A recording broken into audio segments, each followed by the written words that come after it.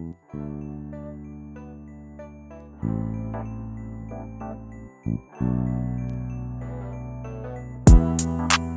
to be a hustler.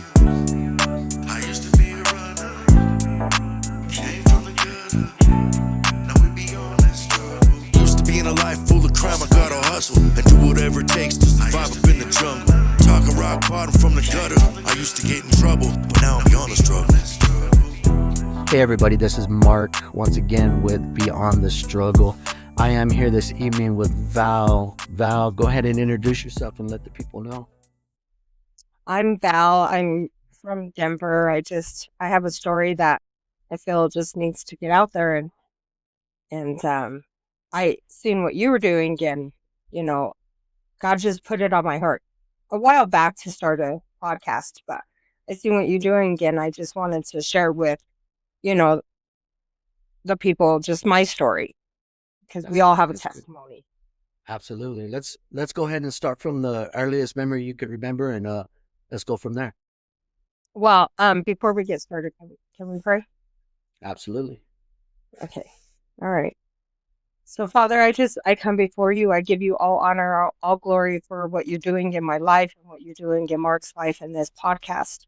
I thank you for your love, mercy, grace that shines upon us each day. I thank you for bringing us to this point of our lives where we can heal from our past and go forward. Father, I thank you for all that you're doing in my life, in Mark's life, and our family's lives. I pray that you just continue doing your good works, continue sending your angels to protect us from the north, south, east, and west. I pray that you have your way in this podcast. I pray that you get glorified in every single testimony that is shared on here. I thank you and I give you all glory in Jesus' name.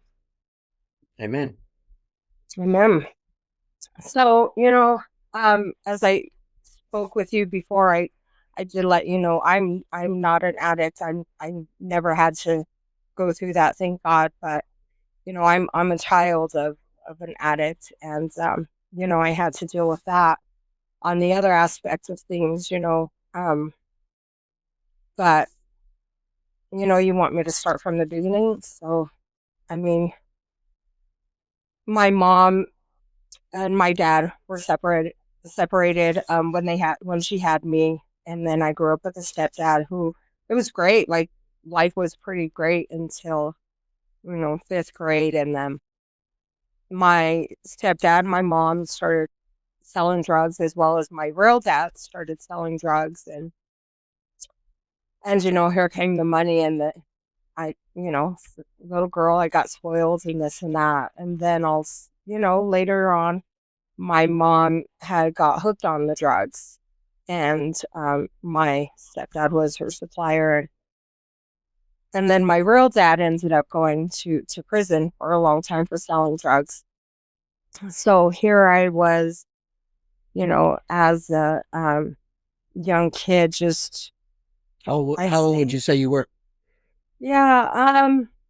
I remember my sixth grade. However old you were at that age, but in sixth grade, my mom was really bad, But the year before that, she had taken off to Cali for a year, and then came back, and in that time, um, she got hooked on crack really, really bad. And I mean, I have to say, if it wasn't for the grace of God, we probably lost her, because there was one point where she had to go and get stay in hospital for about 6 months to get nutrition and everything that she needed to live. So she was pretty bad. So yeah, it was about the sixth grade. So about the seventh grade, my stepdad had taken off, and my mom was still on drugs, and my dad was in prison. So about that age, that's when life totally changed for me. Started hanging out with people and partying. I I mean, I did so many drugs at that age. Well, just acid, smoking primos, marijuana, drinking like I didn't have no sense. And so yeah, I did what I wanted because I was a teenager with no parental guidance. Right. And so, you know, we tend to take after our parents. You know, my my mom didn't drink until she was in her 30s, and then after that, that's when she started doing coke and this and that. At that time, my mom stopped doing drugs. She stopped doing crack, and she started drinking. And my mom, like I said, she didn't drink until she was in her late 30s, but she started drinking, and that was an evil person. Like when she would drink, it was just so mean. So, you know, I get verbally abused by um my mom, as well as physically abused. Um, you know, my I've always been told, you know, she never wanted me. So that takes a mental Yeah. part of things, you know, just not feeling wanted and all of this. So I got involved with guys, and I think around the age of 14 I met my girl's dad. And at that time, even before this, you know, I had been abused in every type of way, we'll just say, you know, physically, mentally, sexually, verbally, all of this. So by the time, you know, I got with my girl's dad, it was the love that I wasn't receiving anywhere. So, you know, I thought I found somebody to love me and to want to be there for me. And he ended up, you know, beating me. And this went on for maybe every other day for years. You know, by the time I was 18, I think I was already shot at by him and stabbed and beat on a daily. Uh, Nose broke, and my 18th birthday was shot at a shotgun with by him. But you know, in my head, I'm thinking I can deal with this because my mom's out with it. You know what I I mean? know. It's just Yeah, that no, I know that. generational curse Yeah. that just follows us. Oh, I'm not going to become an alcoholic because my mom is an alcoholic. And that's what my mom said because my grandma passed away. She didn't even make it to 40 because she was an alcoholic. Right. So that's why my mom didn't drink. You know, but we tend to just kind of take on those traits of what we know growing up. And for me, everything is spiritual. Everything is spiritual. So that comes with the generational curses. You know, I had to break. So yeah, so I get pregnant by him a couple times, well, three times. We have three beautiful girls, and after he stabbed me, I prayed and I said, God, if if you're real, I need to get away from this man because he was crazy. I couldn't get away.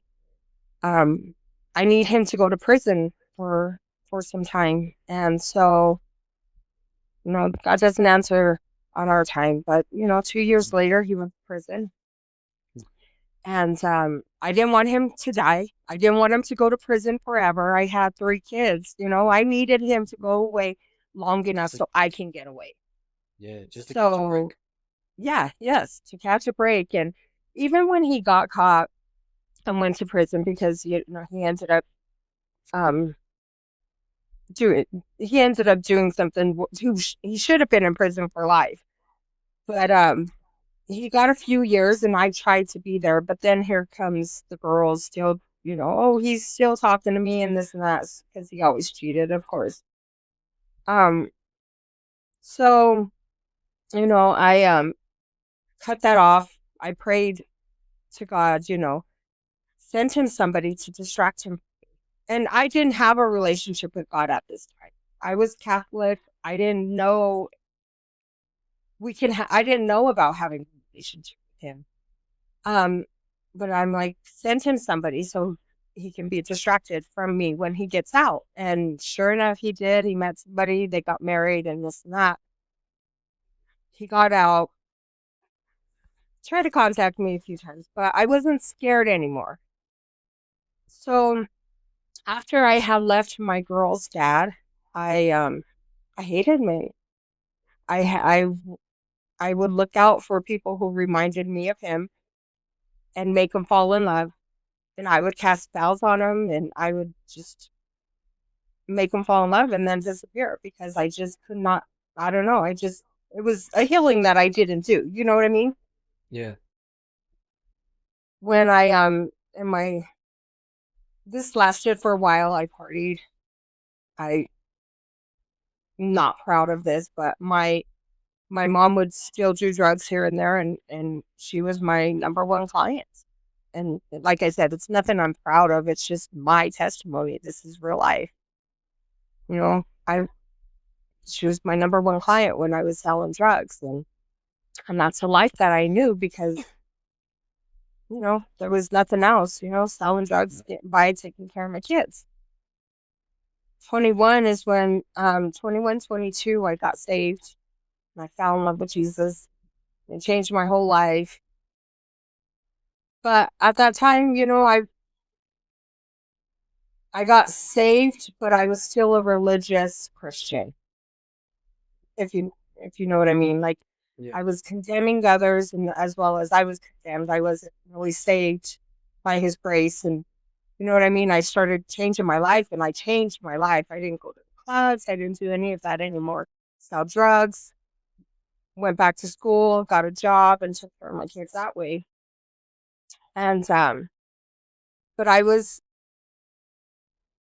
living for God and doing His work. And then I prayed for her husband. 2 years later, my ex-husband came along.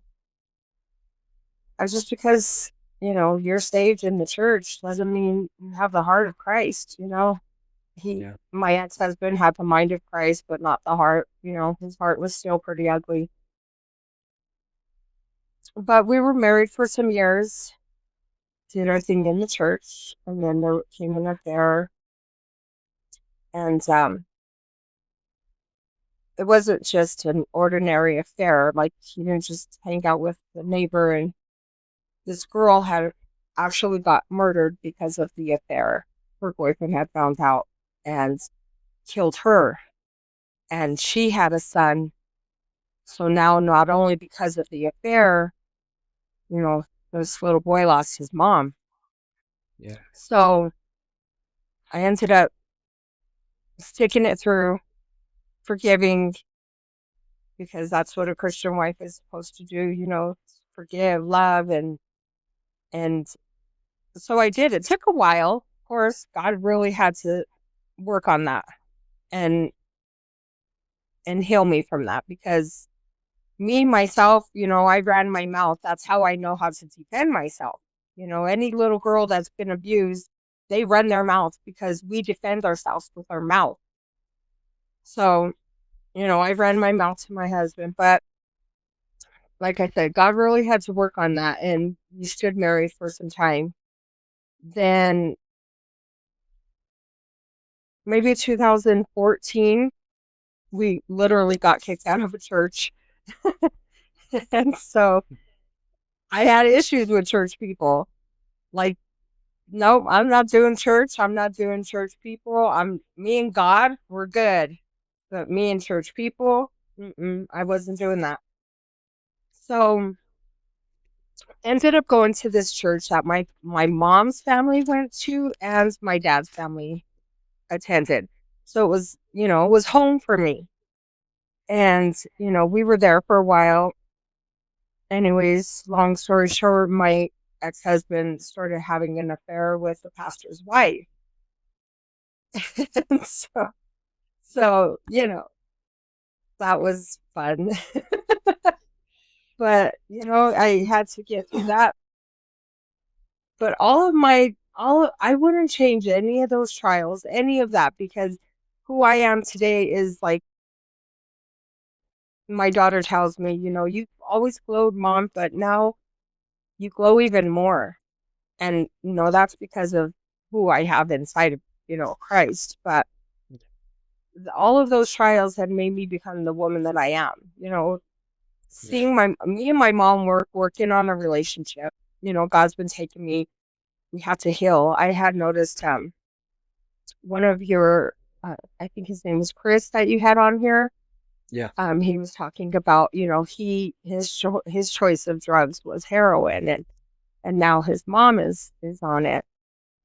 But those are generational curses that we have to break, in Jesus, and have to heal, and we have to forgive our parents. I think that that's what this whole thing is, forgiving our parents and healing. And like I said, I've never became a drug addict, but I've always filled that void that we're all looking for with men, with money, with working, with all of this stuff. But, nothing helped me until I filled it with Jesus, to heal me Absolutely. from all of this past trauma. Like I said, me and my mom are still working on a relationship, but I had to forgive her because this is her first time being a mom too. She didn't know how to love and to receive that, to give that love, because she didn't receive it. And my dad didn't know how to treat women because how my grandpa was with my grandma. So I started having to see that and be like, you know what? Could they have done better? Yeah, of course. We can all do better as parents. But they did the best they can. And I wouldn't be who I am if it wasn't for them. Like, That's right. I'm a loving person and I'm a forgiving person because that's what my parents are, loving and forgiving, but they had trials on their own that they had to Yeah. get through. Yeah. And they're getting by, you know what I mean? Like that's the thing, is where we're at in our lives now is, once you start, I think one of the big things that, I like to talk about on here is recognizing, you know what I mean? And Hmm. taking ownership of where we were at and the stuff we've done to others, and Hmm. you know what I mean? Because it's easy for easy, even the stuff that we've been through, and when I did mine, um, I could sit here and badmouth my mom all day long. You know what I mean? Hmm. But I know, and in the video, that's why I said, I know my mom loved me. Your mom loved you. You know what I mean? Despite Yeah. everything that happened, you know what I mean? She loved you, Yeah. So Yeah. it's understandable. So how are you doing now, though? Where are you at now in your life? Now I'm great. Like I really am. My life is right now is about still healing because living a life full of traumas, you're on fight or flight mode. Like, you know what I mean? That's just how your mind thinks now. And so I'm still working through those. But I mean, my best moments are with my kids and spending time with them, going to church, or we can sit there and talk about God, and we can just hang out, and they like me. They like hanging out with me as adults, and that's pretty great. Um I Right. I know that, our testimony it's important. That's why they say hold on to your testimony. Don't forget where you came from. Right. So that's, your people always want to forget. How do I forget this? But that's, you got to just figure out what it is about that whole situation that God wanted you to learn from it. Right. Because we're not, there are memories that I asked him, please, I don't want to remember this. I don't want to think about it. But then those are memories that are just going to be tucked down and we don't deal with them. And eventually that root is going to come up and we're going to have to deal with it at some point. Why am I always, doing this and doing that? Because of my abandonment issues. Yeah. So there's all these reasons why we react the way that we react Right. because of our past. And if we're not dealing with it at some point, no matter what the stuff we're stuffing, at some point in our lives, we're bringing it out on others, and we're not breaking that curse. You know what I mean? We may Exactly. not be selling drugs no more or doing drugs, but the emotion that, so, like, and it's super awesome to be super cautious with your children. You know what I'm saying? I got nothing but girls. I got one son. You know what I mean? And I Mhm. got like five daughters. You know what I'm saying? So it's super awesome to be cautious with your children, but at the same time, you know what I mean? Well, our caution sometimes is overwhelming because of the stuff we Oh put yeah. through. You know what I mean? So we gotta be vigilant about that kind of stuff, and that's kind of what you're talking about now, is like, you know what I mean? Like we still gotta work on this stuff. But that's what this is for. And that's what I wanted to put these together for, was because I want that little girl that was you when you were little, to hear these stories and know, hey, well, you know what? She wasn't some kind of, drug addict her whole life and try to get off of drugs and going through this stuff like a lot of people do. You had a different story. And this little girl reaches out and says, you know what, she can do it. I know I can do it. You know what I mean? And Yeah. that's what this is for. It happens all the time. We've already got, lots and lots of views on these stories. And it's like, that's where I want it to be. I want it to become a regular thing to where these people can get on there and they're like, oh my God, okay, this person and that person. I want to hear what these people are saying. You know what I mean? Because Yeah. not only that, it's good for you, as well as helping Oh, somebody yeah. else. Anytime you're able to talk about it, it helps somebody else out as well. And it helps you even more, to Mhm. get to the next level of your recoveries per se. You know what I Yes. mean? Yeah. And also I started a women's group a year ago. And so it's been going on. I have a little Bible study that I hang out with women, or we go to concerts, or we go just do stuff. Right. But that's so funny that you talked about that little girl in me, because this last teaching that I taught about, it was focusing on our past and things that we were in our past. Like, for instance, and I'll just be straight up, and I was straight up in that Bible study. This was me before Christ. I was a murderer. I was a drug dealer. I was an adulteress. I did witchcraft. Just those ugly things that we've all, not all did, but we've done in our past. That was me before Christ. So what the women and I had did, we burned it, because ashes to ashes, dust to dust. That's our past. No, it's dead. I also had them write on a paper who Christ says you are. I am more valuable than rubies. She is clothed with strength and dignity, and just all these things that God says about us in his word. We wrote that down, and we baptized it in some water, and it's dissolved. And then our homework was to write a letter to that little girl, cheering her Nice. on and telling her she's going to make it, and telling her, just go to God, and every single thing that you went through is for a reason.